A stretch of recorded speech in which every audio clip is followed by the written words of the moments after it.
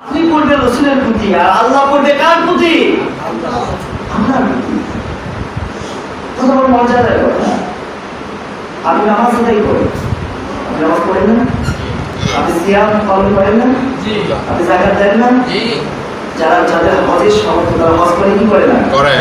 আপনারা যে ইবাদত গুলো করে আল্লাহ কি ইবাদত করে নাকি? বলেন আল্লাহ করে না। কিন্তু আল্লাহ রাব্বুল আলামিন বলতেছেন যারা পারেন আমার সঙ্গে ঠোঁট মিলিয়ে পড়েন ইন্নাল্লাহা ওয়া মালাইকাতাহু ইউসাল্লুনা আলান নবী ইয়া আইয়ুহাল্লাযীনা আমানু সাল্লু আলাইহি ওয়া সাল্লিমু তাসলিমা।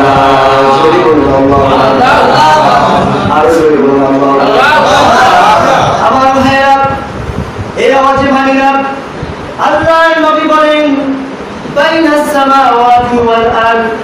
আল্লাহর কোরআনের কোন আয়াত শোনার পর আল্লাহর কোন বান্দা যদি তার দিল থেকে মন থেকে হৃদয় থেকে হৃদয় মিলানো ভালোবাসা নিয়া আমার আল্লাহকে খুশি হয়ে আল্লাহ আকবার বলে আমি রাসূল বলে দিচ্ছি বাইনাস সামাওয়াতি ওয়াল আরদ। আকাশ আর জমিনের মাঝখানে যত ফাঁকা জায়গা রয়েছে সমস্ত ফাঁকা জায়গা পরিমাণ সব আমার আল্লাহ ওই বান্দার আমলনামায় লিখে দিয়ে দিবেন। সুবহানাল্লাহ। এইজন্য সকলে কোরআন কারীম শোনার পর আল্লাহু আকবার বলতে রাজি আছেন না নাই? আছি। সবাই বলে রাজি আছেন না নাই? আছি। কারা কারা রাজি আছেন তো হাত তুলে দেখান। লিল্লাহি তাকবীর, লিল্লাহি তাকবীর। আল্লাহ হাতগুলোকে কবুল করুন। আমিন। ভাইরা বলতেছিলাম যে পৃথিবীতে যত ইবাদত রয়েছে আপনি করেন কিন্তু আল্লাহ করে না। কিন্তু আল্লাহ পাক বলতেছে বান্দা একটি মাত্র ইবাদত আমিও করি তোমরাও করো আমার ফেরেশতারাও করে। যদি বলুন সুবহানাল্লাহ। সুবহানাল্লাহ। সেই ইবাদতটার নাম কি? দরুদ। এই যে দরুদটা দরুদের উপর কথা বলে অনেক সময় চলে যাবে, কিন্তু সময় অল্প। আপনার গ্রামের মানুষ মানে রাত 10টা মানে কিন্তু রাত 3টা, ঠিক না? সারাদিন কাজের মধ্য থেকে বড় আয়াত আছে সমস্যা বলেন ওদের সমস্যা নাই। জন্য আল্লাহু আকবার আল্লাহু আকবার জোরে বলেন আল্লাহু আকবার। এই যে বিশ্বাস এখানে কিন্তু মানুষ অল্প, মানুষ কি বেশি নাই? না না। রাসূলুল্লাহ আল ইসলাম হক, ইসলাম সত্য নয়, ইসলাম কি সত্য নয়?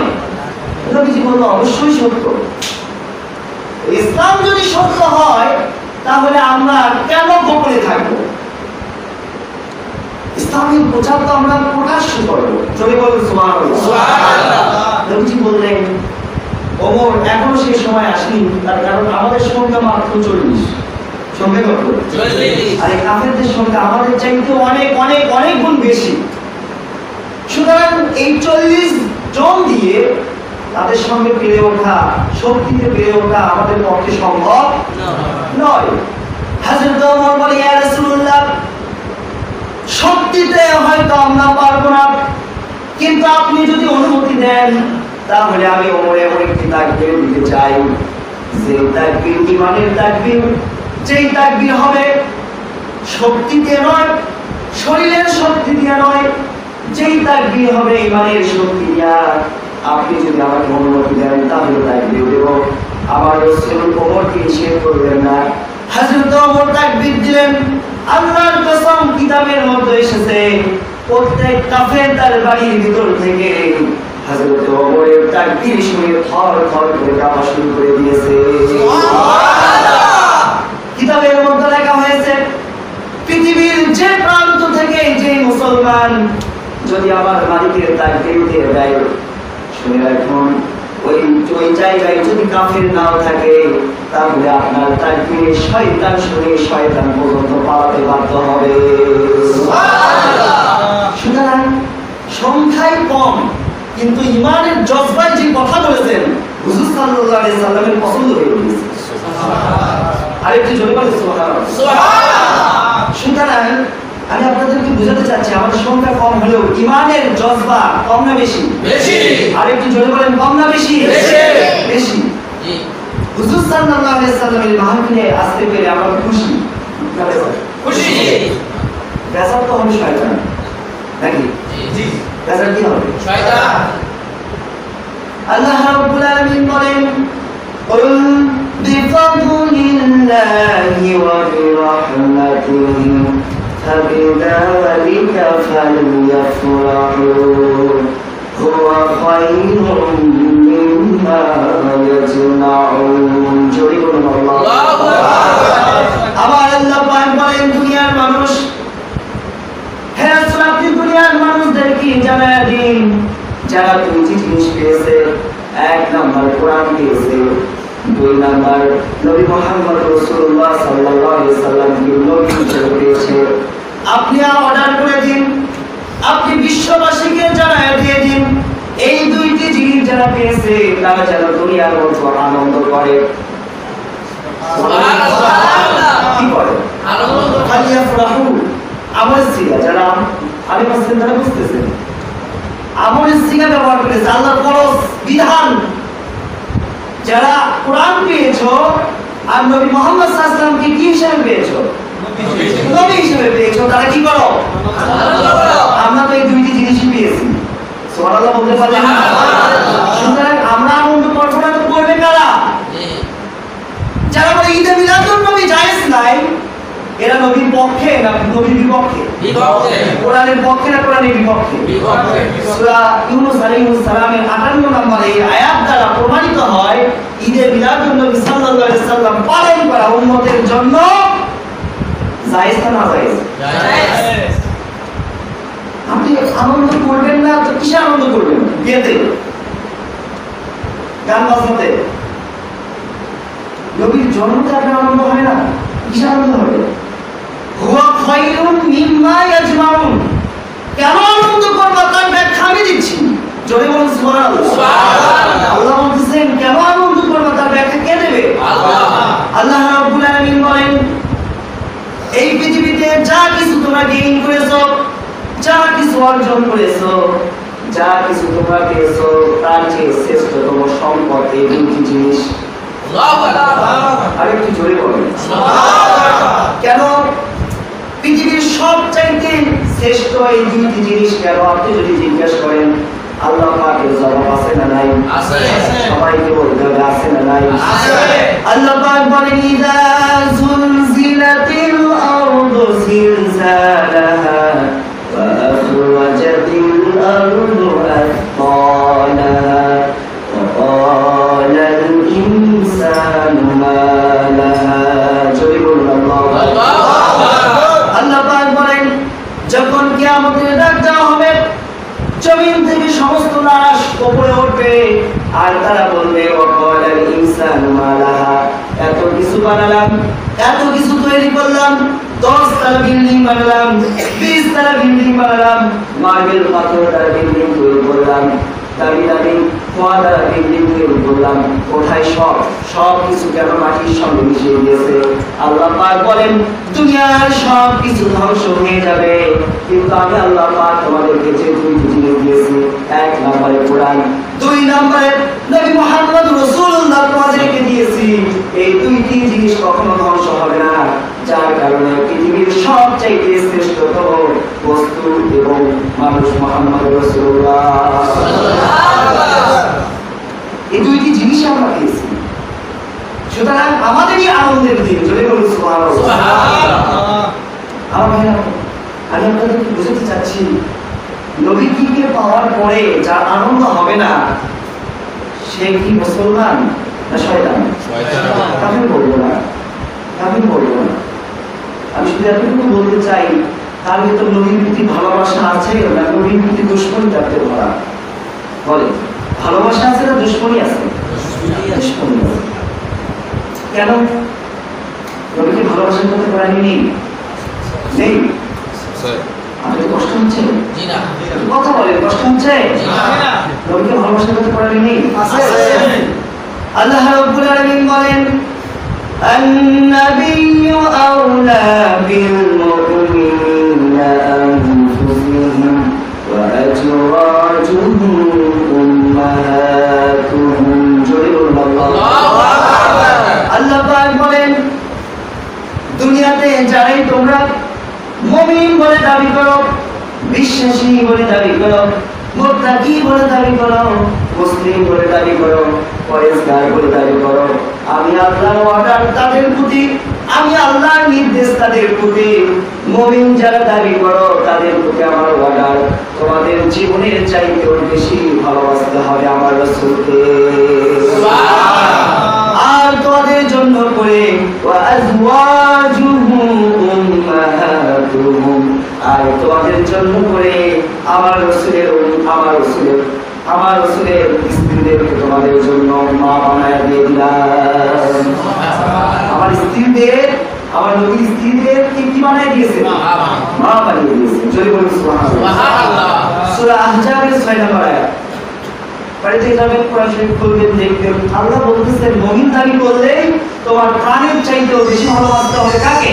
নবীকে। কথা কি বোঝা যাচ্ছে? জি। তাহলে আপনার আমার প্রাণের চাইতেও বেশি ভালোবাসতে হবে কাকে? নবীকে। দুই নাম্বার দলিল দেন, আল্লাহ রাব্বুল আলামিন বলেন ফালা ওয়া রাব্বিকা লা ইউমিনুনা হাত্তা ইউহাক্কিমুকা ফিমা শাজারা বাইনাহুম সুম্মা লা ইয়াজিদু ফি আনফুসিহিম হারাজান মিম্মা قضيت ويسلموا تسليما আল্লাহ পাক বলেন সূরা নিসা 65 নম্বর আয়াত, রব্বুল আলামিন জানায়া দিয়ে দিচ্ছেন পৃথিবীর মানুষ, যারাই তোমরা মুমিন দাবি করো, যারাই তোমরা বিশ্বাসী দাবি করো, যারাই তোমরা পরিষ্কার দাবি করো, যারাই তোমরা নবীর উম্মত দাবি করো, তোমাদের জন্য অর্ডার করে দিয়ে দিলাম লা ইউমিন, তোমরা মুমিন হতে পারবে না হাত্তা ইউহাক্কিমুকা, যতক্ষণ পর্যন্ত আমার রাসূলের নির্দেশগুলো তোমাদের কাছে ভালো না লাগে, আমার রাসূলের কাজগুলো তোমাদের কাছে ভালো না লাগে, আমার রাসূলের সুন্নাহগুলো তোমাদের কাছে ভালো না লাগে, আমার রাসূলের বিচারগুলো তোমাদের কাছে ভালো না লাগে, আমার রাসূলের জীবন তোমাদের কাছে ভালো না লাগে, ইউহাক্কিমুকা ফিমা শাজারা বাইনাহুম সুম্মা লা ইয়াজিদু ফি আনফুসিহিম হারাজান মিম্মা قضيت ويسلموا تسليما আল্লাহ পাক বলেন শুধুমাত্র ভালোবাসলেই হবে না, তোমাকে আমি যে জীবন দিয়েছি সেই জীবনের চাইতেও বেশি ভালোবাসতে হবে, আর আমার রাসূলের সমস্ত কথা সন্তুষ্ট চিত্তে মেনে নিতে হবে। যদি পারো তাহলে মুমিন, যদি না পারো লা ইউমিনু, আল্লাহ বলে তুমি মুমিন হতে পারবে না। আপনার জীবনের চাইতেও যদি রাসূলকে বেশি ভালো না বাসতে পারেন আপনি মুমিন হতে পারবেন না। আমি কি কোরআনের বাইরে বললাম না কোরআন থেকে বললাম? কোন সূরা? সূরা নিসা আয়াত নাম্বার 65। সম্মানিত উপস্থিতি, আমি আপনাদেরকে বুঝাতে চাচ্ছি, কয়েকটি সংক্ষিপ্ত কথা আমি বলেই শেষ করে দেবো। আপনাদের কি কষ্ট হচ্ছে? মুমিন হবেন না, এর প্রতি ইমাম বুখারী রাহিমাহুল্লাহ কোরআনের পরে সবচাইতে গ্রহণযোগ্য যে কিতাব, সেখানে তিনি বাব কায়েম করলেন। বাব শব্দের অর্থ অধ্যায়। আমরা যারা এখানে আছি আমরা সকলেই জানি বাংলা পাঠে দুইটা অধ্যায় আছে, একটা হচ্ছে কবিতা আর একটা হচ্ছে গদ্য। তাহলে কবিতা পাঠের ভিতর কি একটা কবিতা থাকে নাকি? ইমাম বুখারী বাব কায়েম করলেন আমার রাসূলের ঈমানের প্রতি। কি বাবুল হুব্বুর রাসূলুল্লাহ সাল্লাল্লাহু আলাইহি ওয়াসাল্লাম মিনাল ঈমান। সুবহানাল্লাহ। নবীর প্রেমের নামই হচ্ছে ঈমান। নবীর প্রেমের নাম কি? ঈমান। নবীর ভালোবাসার নাম কি? ঈমান। ঈমান। ইমাম বুখারী চাইলেন, ইমাম বুখারী বুঝাতে চাইলেন পৃথিবীর মানুষ শুনে রাখো, তোমার আত্মার কোনো দাম নাই আমল ছাড়া। জি, আত্মার কোনো দাম নাই। কি ছাড়া? জবাব দেন। আমল ছাড়া। আমল ছাড়া তোমার আত্মার কোনো দাম নাই, আমলের কোনো দাম নাই। যদি তোমার ঈমান না থাকে দাম আছে নাকি? কোনো দাম নাই। ইমাম বুখারী সর্বশেষ কথা বুঝাতে চাইলেন দুনিয়ার মানুষ, ঈমানেরও কোনো দাম নাই যদি তোমার ভিতরে আমার রাসূলের ভালোবাসা না থাকে। ঈমানেরও দাম নেই যদি আপনার ভিতরে আমার রাসূলের ভালোবাসা না থাকে।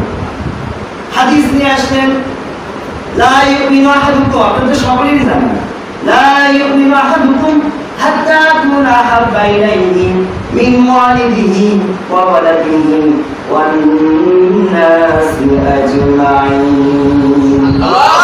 দুনিয়ার মানুষ লা ইউমিনু কখনোই মুমিন হতে পারবে না, কখনোই মুসলিম হতে পারবে না। ইউমিনু আহাদুকুম হাত্তা আকুনা আহাব্বা ইলাইহি মিন ওয়ালিদিহি ওয়া ওয়ালাদিহি ওয়ান নাসি আজমাইন। দুনিয়ার তোমার চেয়ে, তোমার সন্তানের চেয়ে, তোমার পিতা মাতার চেয়ে, এমনকি এই দুনিয়ার সমস্ত মানুষের চাইতেও যদি আমি রাসূলকে বেশি ভালো না বাসো, আমি ইমাম বুখারীর হাদিস নিয়ে এসে তোমাদেরকে সতর্ক করে দিয়ে দিলাম, তোমরা কখনোই মুমিন হতে পারবে না। নবীর প্রেম যদি আপনার ভিতরে না থাকে তাহলে আপনি কি হতে পারবেন না? মুমিন হতে পারবেন না। আমার কথা কিন্তু শেষ, অত শেষ। আমি কিন্তু জাহান্নামের ওয়াজ কোনোদিন করি, 6 বছর ধরে ওয়াজ করি, কিন্তু কোনোদিন জাহান্নামের ওয়াজ বোঝে নাই, করি নাই। তার কারণ জান্নাতে যাওয়া খুব সহজ। সুবহানাল্লাহ, সুবহানাল্লাহ। বুখারী শরীফে 7110 নম্বর হাদিস, আল্লাহর নবী বলেন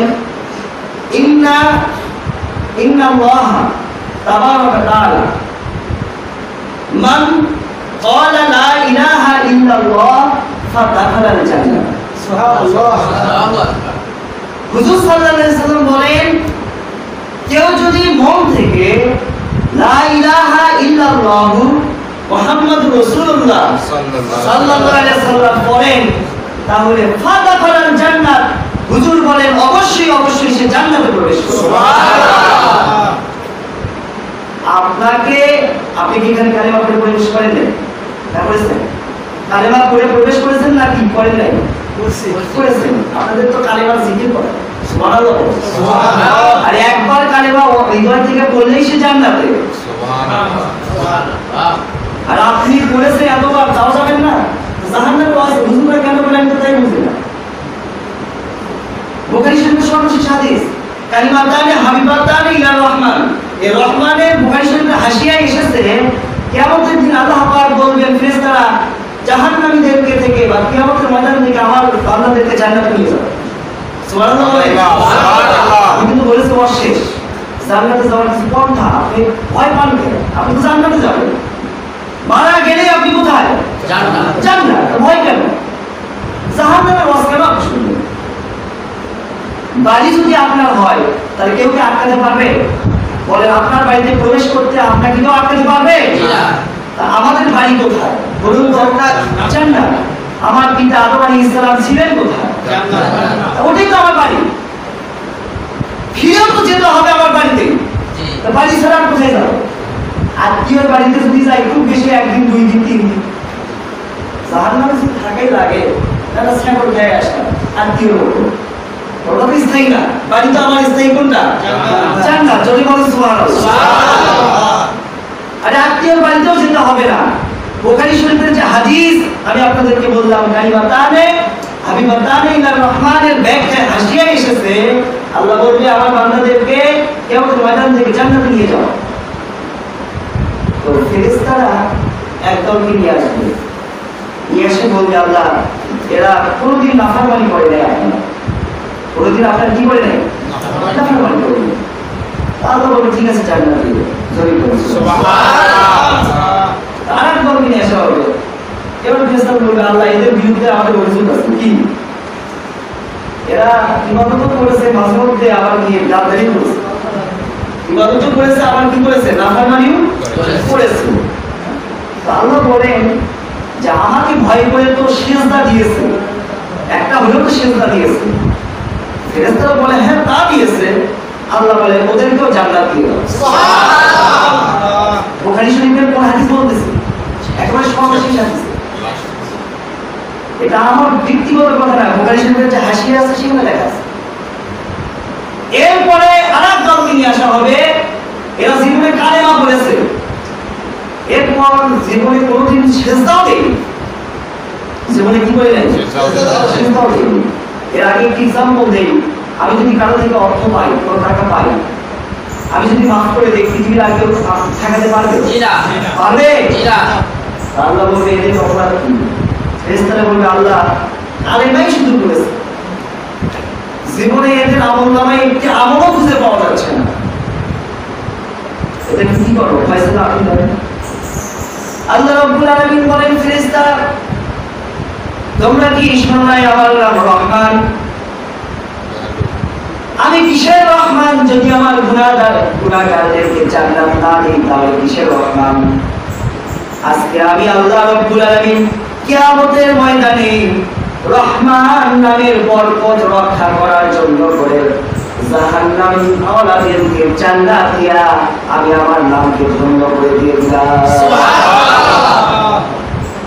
প্রথম যাদেরকে জান্নাত দিয়েছে এরা তো আমলের জন্যই দিয়েছে, দ্বিতীয় যারা দিয়েছে তো এরাও তো কম বেশি আমল করেছে, তারা আমি রহমান হলাম কেমন করে?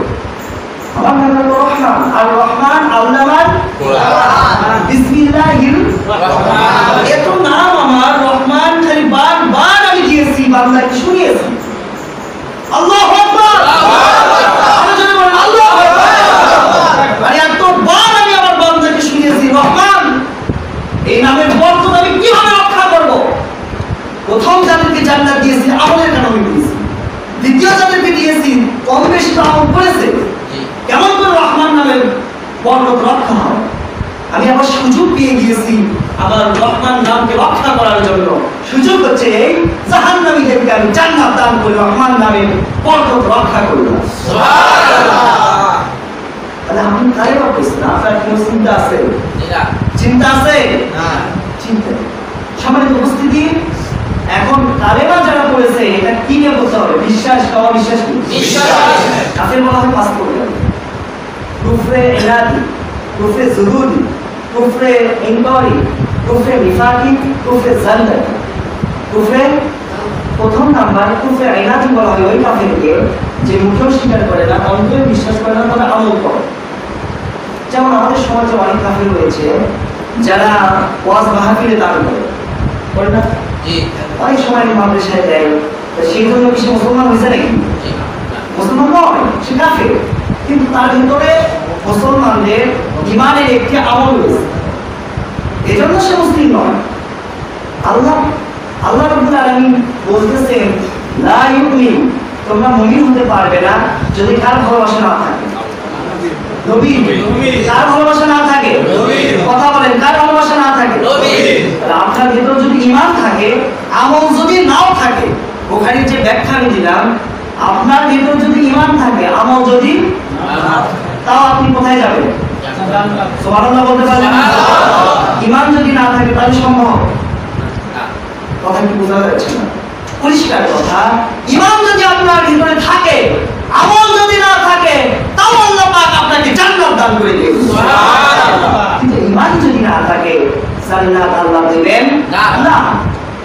এজন্য তো সূরা আনফালে আল্লাহ পাক বলেন যে সূর্যের যে ভাগ, যে ছিদ্র, এই ছিদ্র দ্বারা উট প্রবেশ করা সম্ভব, কিন্তু কোন অমুসলিম লা ইউমিন, যে অবিশ্বাসী, সে কখনো জান্নাতে প্রবেশ করতে পারবে না। 40 নম্বর আয়াতে আছে এটা যে সূর্যের ছিদ্র দ্বারা উট প্রবেশ করা সম্ভব, কিন্তু অমুসলিম কখনো জান্নাতে প্রবেশ করতে পারবে না। আপনি যদি মুমিন না হন তাহলে আপনি কি? অমুসলিম। আপনি যদি মুমিন না হন তাহলে আপনি কি? অমুসলিম। পরিষ্কার কথা কি বোঝা যাচ্ছে কিনা? তাহলে কার প্রেম থাকতে হবে? নবীর প্রেম আপনার ভিতরে থাকতে হবে। যদি নবীর প্রেম থাকে তাহলে বোঝা যাবে, বা আপনি নিঃসন্দেহে জেনে রাখুন, আপনি আমল না করলেও আল্লাহ পাক আপনাকে জান্নাত দান করে দিবেন। সুবহানাল্লাহ। এখন নবীর প্রেম হবে কিভাবে? নবীর মহব্বত যাদের রয়েছে তারাই তো নবীর মাহফিলে এসেছে। সুবহানাল্লাহ বলতে পারলেন না? আপনার ভিতরে যে নবীর মহব্বত আছে, প্রেম আছে, তার প্রমাণ তো এটাই যে নবীর মিলাদ কিয়ামের কথা শোনার পর আপনি বাড়িতে থাকেন নাই, আপনার সবাইকে স্যাক্রিফাইস করে আপনি মসজিদে চলে এসেছেন। সুবহানাল্লাহ। এটাও তো একটা বড় আমল, নাকি আমল নয়? আমল নয়। আমরা তো যদি বলি নাফরমানি করি, আমলও করি, তাও তো মাঝেরটাই থাকবো, দ্বিতীয়তে জান্নাতে যাবো, একবারে শেষে না। আমল তো কিরকম আমল করলে একটু দেখুন তো কোরআনে সূরা জুমার 10 নম্বর আয়াতে আল্লাহ বলতেছেন ইন্নামা ইউফাস الصابرون أجرهم بغير حساب জোরে বলুন আল্লাহু আকবার এ ওয়াজে মানিনা আরো জোরে বলতে হবে আল্লাহু আকবার আরো জোরে বলুন আল্লাহু আকবার আমার ভাইরা আল্লাহ পাক বলেন ইন্নামা ইউওয়াফাস সাবিরুনা আজরাহুম দুনিয়ার মানুষ শুনে রাখো জেনে রাখো যারা এই স্যাক্রিফাইস করবা আমার নবীজির মাহফিলে আমার আল্লাহর পথে যারা তোমাদের সময়কে স্যাক্রিফাইস করবা তোমাদের টাকাকে স্যাক্রিফাইস করবা তোমাদের শক্তিকে স্যাক্রিফাইস করবা সময় দিয়ে বসে বসে থেকে তুমি কোরআনের কথা শুনবা তাদের প্রতি আমার আল্লাহর রহমত শুনুন আল্লাহ পাক বলেন আজরুহুম বিগাইরি হিসাব আল্লাহ পাক বলেন হযরত আদম থেকে শুরু করে কিয়ামত পর্যন্ত যত এই দুনিয়াতে মানুষ আসবে যত জিন জাতি আসবে যত মাখলুককে আমি আল্লাহ পাক সৃষ্টি করব সমস্ত মাখলুক একত্রিত হয়ে সমস্ত মানুষ একত্রিত হয়ে সমস্ত জিন জাতি একত্রিত হয়ে যদি আমি আল্লাহ পাক তোমার আমলনামায় যে সব লিখে দেব এই সব কিয়ামত পর্যন্ত করতে থাকে কিয়ামত হয়ে যাবে তারপরে তারা গণনা করে শেষ করতে পারবে না আপনি তাফসীর দেখুন তাফসীর ইবনে আব্বাস বিগাইরি হিসাব হিসাব ছাড়া হিসাব ছাড়া আল্লাহ যদি বলে হিসাব ছাড়া দুনিয়াতে কে আছে সে গণনা করতে পারবে আছে কেউ না আছে তাহলে আপনি তো আমলও হয়ে গেল সুবহানাল্লাহ বলতে পারেন সুবহানাল্লাহ ইমানও আছে আমলও আছে তা আপনি তো জানেন না আপনি কোথায় এখন মৃত্যু বাড়ি কি বাড়ি মৃত্যু বাড়ি সমস্ত উপস্থিতি আমি বলতেছিলাম নবীর প্রেম যদি থাকে তাহলে আপনার ঈমান আছে নবীর প্রেম নাই আপনার কি নাই ঈমান নাই আসলে আমি যে পয়েন্টের উপর কথা বলতেছি কথা বলতে বলতে শেষ হয়ে যাবে সময় শেষ হয়ে যাবে আমার হায়াত শেষ হয়ে যাবে আপনাদেরও হায়াত শেষ হয়ে যাবে কিন্তু এই পয়েন্টের উপর কথা বলে শেষ করা আমি শুধুমাত্র কয়েক মিনিট বলতে 10 মিনিটের বেশি না কয়েক মিনিট বলতে কয় মিনিট আপনার কি কষ্ট হচ্ছে এই 10 মিনিটে আমি শেষ করে দেবো যে কয়েকটা আমরা বুঝাতে চাচ্ছি বুঝতেই আপনারা সব ক্লিয়ার একটা এক্সাম্পল আমি ফলের ভিতরে বীজ থাকে কি থাকে লক্ষ্য করুন ইমাম বুখারী বাব কায়েম করেছে বাবুন হুব্বুর রাসূলুল্লাহি সাল্লাল্লাহু আলাইহি ওয়াসাল্লাম মিনাল ঈমান নবীজির প্রতি ভালোবাসার নামই কি ঈমান আবার বলে নবীজির প্রতি ভালোবাসার নাম ঈমান হুব্বুর শব্দের অর্থ হচ্ছে ভালোবাসা হুব্বুর মানে কি বললাম ভালোবাসা হুব্বুরের আরেকটি অর্থ হচ্ছে দানা বীজ হুব্বুরের কয়টি অর্থ দানা দুটি সবাই বলেন দুইটি অর্থ পেয়েছি এক নম্বর অর্থ ভালোবাসা দুই নম্বর অর্থ কি বীজ এক নম্বর ভালোবাসা দুই নম্বর বীজ এখন আল্লাহ পাক এমন একটা শব্দ চয়ন করলেন যার অর্থ হচ্ছে ভালোবাসা আবার তার অর্থ হচ্ছে কি বীজ কোরআনে ওই শব্দ আছে কুল্লি কুনতুম তুহিব্বুন হাব্বুন থেকে তুহিব্বুন সুবহানাল্লাহ সুবহানাল্লাহ এমন একটা শব্দ চয়ন করলেন যার অর্থ ভালোবাসা আবার তার অর্থ কি বীজ কেন বুখারী শরীফে হাসিয়া এসেছে ইমাম বুখারী বোঝাতে যাচ্ছেন দুনিয়ার মানুষ আবার আল্লাহ পাক এমন একটি শব্দ চয়ন করেছেন তোমাদের জন্য যার অর্থ দুইটি এক নাম্বার অর্থ ভালোবাসা দুই নাম্বার অর্থের নাম বীজ ইমাম বুখারী মেসেজ দিচ্ছেন দুনিয়ার মানুষদেরকে শোনো তুমি যদি আমার নবীজির ভালোবাসার বীজ তোমার অন্তরের মধ্যে তৈরি করতে পারো আমি ইমাম বুখারী বলে দিয়ে দিলাম তাহলে তুমি নিঃসন্দেহে জান্নাতে চলে যাবে সুবহানাল্লাহ কিসের বীজ আপনার অন্তরে পয়দা করতে হবে সবাই বলেন ঈমানের বীজ আমার নবীর ভালোবাসার বীজ জি নবীর ভালোবাসার বীজ যদি আপনি অন্তরের মধ্যে তৈরি করতে পারেন আপনি নিঃসন্দেহে জান্নাতে চলে যাবেন সুবহানাল্লাহ কেন যে এক্সাম্পলটা কোনটা দিতে চেয়েছিলাম সেটা দিচ্ছি ফল যদি উপরে পচে যায় তাহলে ভেতরে কি বীজ ভালো আছে না নষ্ট হয়ে গেছে সবাই কি কথা বলতে হবে ভেতরের বীজ যদি নষ্ট হয়ে যায় তাহলে উপরের ফল ভালো থাকবে না নষ্ট হয়ে যাবে ইমাম বুখারী বুঝাতে চাচ্ছেন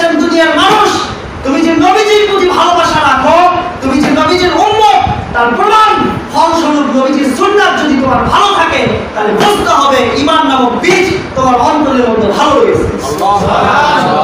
কিন্তু নবীজির সুন্নাত যদি তোমার বাহিরে, ফল নামক সুন্নাত যদি ভালো না হয়, ফল নামক সুন্নাত যদি তোমার দেহে না থাকে, বুঝতে হবে ঈমান নামক বীজ অন্তরের মধ্যে কি হয়ে গিয়েছে, অস্কিত হয়ে গিয়েছে, অস্কি হয়ে গেছে, হয়ে গেছে, শেষ। নবীর সুন্নাত যাদের ভালো লাগে, নবীর সুন্নাত যাদের পড়তে ভালো লাগে, নবীর সুন্নাত যাদের আমল করতে ভালো লাগে, বোঝা যাচ্ছে বা বোঝা যাবে তাদের অন্তরের ঈমান নামক বীজ এখন কি আছে, ঈমান নামক বীজ কি আছে, কিন্তু যাদের নবীর সুন্নাত থেকে যারা অবহেলিত, দূরে অবজ্ঞা করে, বুঝতে হবে তার ভিতরে নবীর প্রেম নামক যে বীজ সেটা নষ্ট হয়ে গেছে। প্রমাণ, আপনি টুপি, আমাদের বাড়িতে সকলের টুপি আছে না? সবাই বলে আছে না? এই টুপির প্রতি যদি আমার ভালোবাসা থাকে, টুপি আমি টেবিলে রাখবো না, টুপি রাখবো কোথায়? টুপি রাখবো কোথায়? সকলের বাড়িতে পাঞ্জাবি আছে না? আপনার ভিতর যদি নবীর প্রেম থাকে তাহলে আপনি বলবেন এই পাঞ্জাবি তো আল্লাহ তুলে রাখার জিনিস না, সবকিছু তুলে রাখার জিনিস না, এই পাঞ্জাবি আমার রাসূল করেছেন, এই পোশাক আমার রাসূল করেছেন, সেই রাসূলের প্রতি আমার ভালোবাসা আমি কেমন করে এটা শোকেসের মতো রাখি, আমি এটা গায়ে ধারণ করবো, চলে বলবো সুবহানাল্লাহ। নবীর প্রতি প্রেম যখন থাকবে তখন আপনি এই পোশাক শোকেসে রাখবেন না, রাখবেন কোথায়?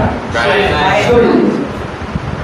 এখন আপনার ভালো লাগে না, বুঝতে হবে আপনার ভেতরের বীজ কি হয়ে গেছে, নষ্ট হয়ে গেছে।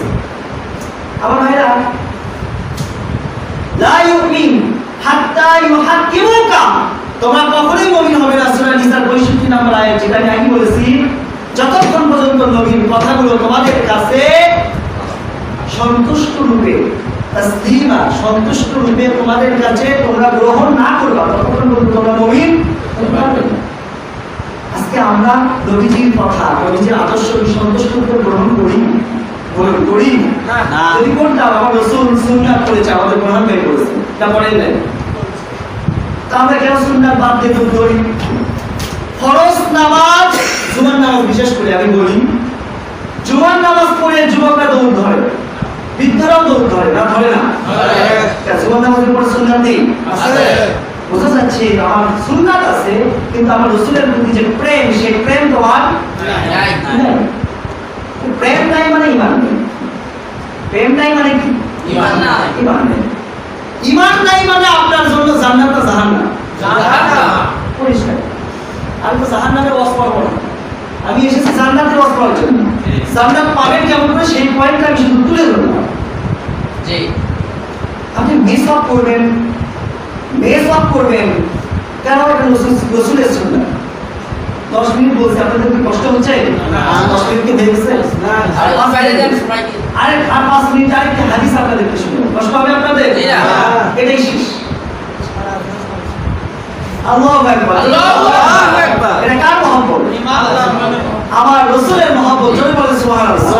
কারণ আজকের মাহফিল ঈদে মিলাদুন নবী, ঈদ মানে খুশি, মিলাদ শব্দের অর্থ হলো নবীজির জন্ম বৃত্তান্ত, নবীজির জীবন, নবীজির জীবনীর প্রতি আমরা খুশি হয়ে এখানে বসতে পেরেছি, এটা তো নিঃসন্দেহে আমার রাসূলের প্রতি প্রেম, জোরে বলেন সুবহানাল্লাহ। আমার ভাইরা, মুয়াত্তা মালিকের ভিতরে হাদিস এসেছে, খন্দকের যুদ্ধ 29 দিন যাবত হচ্ছে, সাহাবায়ে কেরাম বলে, ইয়া রাসূলুল্লাহ সাল্লাল্লাহু আলাইহি ওয়াসাল্লাম, 29 দিন যাবত যুদ্ধ হচ্ছে, আমাদের সঙ্গে যে খাবার ছিল সেই খাবার তো শেষ হয়ে গিয়েছে, যে পানি আমাদের সঙ্গে ছিল সেই পানি তো শেষ হয়ে গিয়েছে, যে সাহস নিয়ে আমরা এসেছিলাম খন্দকের ময়দানে 29 দিন যুদ্ধ করার পর সেই সাহস তো আস্তে আস্তে কমে যাচ্ছে, যে শক্তি আমাদের দেহে ছিল সেই শক্তি কমে যাচ্ছে। আপনি একটু মেহেরবানি করে মহান আল্লাহর কাছে হাত উত্তোলন করুন, আল্লাহ যেন আমাদেরকে অতি শীঘ্রই বিজয় দান করেন। বলুন তো দেখি মুসলমান, নবী যদি হাত উত্তোলন করেন, ওই হাত আল্লাহ ফিরাবেন না? হাত ফিরবেন না, কিয়ামত হয়ে যাবে, তবু আমার রাসূল যদি হাত উত্তোলন করেন, ওই তো আমার আল্লাহ কখনো ফিরাবেন না। আমার ভাইয়েরা, সাহাবায়ে কেরামের কথা শোনা মাত্র নবীজি দুই হাত তুলবেন, এমন এমন সময় ফেরেশতা জিবরাইল আলাইহিস সালাম এসে বলে, ইয়া রাসূলুল্লাহ, আল্লাহ পাক আমাকে পাঠিয়েছেন, আপনার হাত উত্তোলন করার পূর্বে আপনি এলান করে দিয়ে দিন কোন কোন সাহাবীর ভিতরে আপনার সুন্নাতের ভালোবাসা কম রয়েছে, তাদেরকে একটু মনোযোগের সাথে আপনার সুন্নাত মানতে বলুন। সুন্নাত যারা মানে কিন্তু ভালোবাসা নিয়ে মানে না, সন্তুষ্ট চিত্তে যারা মানে না, মেহেরবানি করে তাদেরকে সন্তুষ্ট চিত্তে মারার কথা বলুন। আমার নবীজি হাত তোলা বন্ধ করে সাহাবায়ে কেরামের সামনে এসে সাহাবীদেরকে বললেন, আমার সাহাবীরা, তোমরা যে জোহরের সালাত আদায় করেছো, বলো তো দেখি জোহরের সালাতের পূর্বে এবং পরে যত সুন্নাত রয়েছে সমস্ত সুন্নাত কি তোমরা সকলে পালন করেছো? কয়েকজন সাহাবী বলে, ইয়া রাসূলুল্লাহ, সব সুন্নাত আমরা পালন করেছি, তবে সময় অল্প থাকার কারণে ওযুর পূর্বে যে মিসওয়াক, চিন্তা করলাম সুন্নাত বেশি বড় না, সুন্নাত বেশি মোটা না, সুন্নাত বেশি দামি না, যার কারণে চিন্তা করলাম এই সুন্নাতের চাইতেও আমাদের কাছে জিহাদটাই বেশি দরকার, বেশি প্রয়োজন। এজন্য চিন্তা করলাম সময় যেহেতু অল্প, মিসওয়াকটা আমরা ছেড়ে দেই। এই কথা চিন্তা করে আমরা কয়েকজন সাহাবী জোহরের পূর্বে যে ওযু করেছি, সেই ওযুর সময় আমরা সুন্নাত হিসেবে যে মিসওয়াক করা সেটা আমরা ছেড়ে দিয়েছি। নবীজি বললেন, সাহাবায়ে, আসরের সালাত যখন তোমরা আদায় করবা তখন তোমরা জিহাদের কথা মনে করবা না, বরং আমি রাসূল আমার প্রেম নিয়ে তোমরা সকলেই ওযুর পূর্বে তোমরা মিসওয়াক করবা। আমার নবীজি যখন সাহাবীদেরকে বলেছেন, কোরআনে কারিমে আল্লাহ পাক বলেন, ওয়ামা আতাকুমুর রাসূলু ফাখুযুহু ওয়ামা নাহাকুম আনহু ফান্তাহু। জয় বলুন আল্লাহ। আল্লাহ পাক বলেন, রাসূল যা তোমাদেরকে নির্দেশ করে তা তোমরা পঙ্খানুপঙ্খানুভাবে গ্রহণ করো, রাসূল যা তোমাদেরকে নিষেধ করে তা তোমরা পঙ্খানুপঙ্খানুভাবে ছেড়ে দিয়ে দাও। শুধু তাই না, আল্লাহ পাক বললেন, কুল ইন কুনতুম তুহিব্বুনাল্লাহ ফাত্তাবিউনি ইউহিব্বুকুমুল্লাহ ওয়া ইয়াগফির লাকুম যুনুবাকুম ওয়াল্লাহু গফুরুর রহিম। আমার ভাইরা, সূরা আল ইমরান আয়াত শরীফ নম্বর 31, রব্বুল আলামিন বলেন, দুনিয়ার মানুষ রাসূলকে তোমাদের সামনে দেখে যারা হেলাই ফেলাই করতেছো, তোমরা মনে করতেছো আল্লাহকে ভালোবাসতে হবে, কত সহজ নয় দুনিয়ার মানুষ।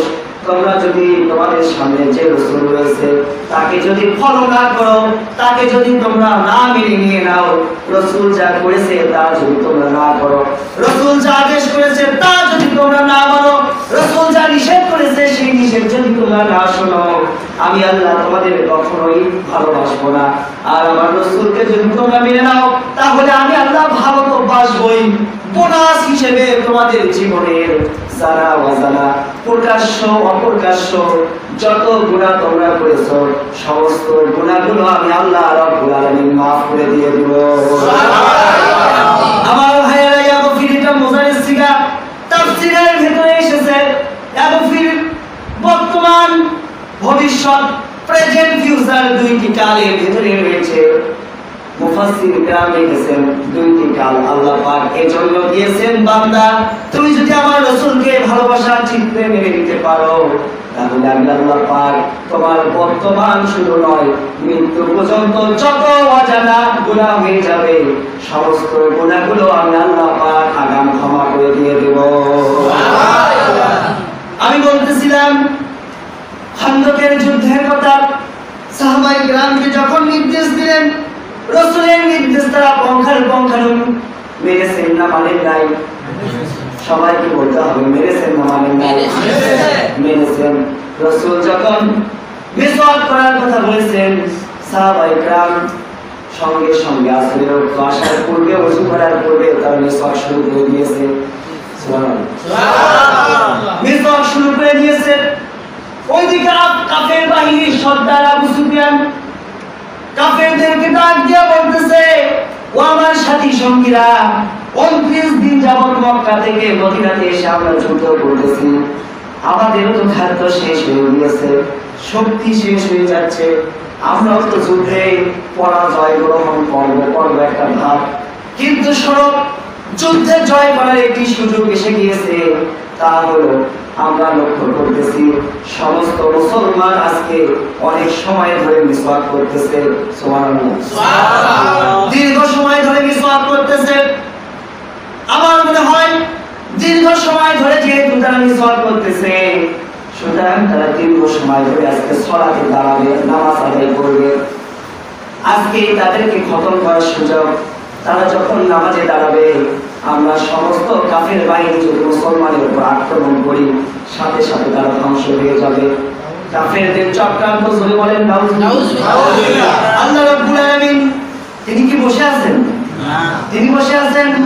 তিনিও বললেন, ওয়া মাকারু ওয়া মাকারাল্লাহু ওয়াল্লাহু খায়রুল মাকিরিন। জোরে বলুন আল্লাহ। কাফেররাও চক্রান্ত করে, আল্লাহ বসে নাই। আল্লাহ তাদের চক্রান্তকে নকশা করার জন্য করে কৌশল অবলম্বন করেছে। আমার ভাইরা, কাফেররা আসতেছে মুসলমানদেরকে আক্রমণ করার জন্য। মুসলমানদের কাছাকাছি যখন এসেছে, আবু সুফিয়ান হঠাৎ করে দাঁড়িয়ে গিয়েছে। আবু সুফিয়ান দাঁড়িয়ে গিয়ে কাফেরদেরকে বলতেছে, তোমরা সকলে দাঁড়াও। কাফেররা বলতেছে, লিডার কি হয়েছে, দাঁড়াতে কেন বলেন? আমাদের নিয়ত তো ডাইরেক্ট যাবো আর মুসলমানদের উপরে আক্রমণ চালায়া তাদেরকে ধ্বংস করবো, কিন্তু আপনি আমাদেরকে কেন দাঁড়াতে বললেন? আবু সুফিয়ান বলতেছে, ও আমার সাথী সঙ্গীরা, আমি যা দেখতেছি তোমরাও কি তা দেখো নাকি? কাফেররা বলে, আপনি কি দেখলেন?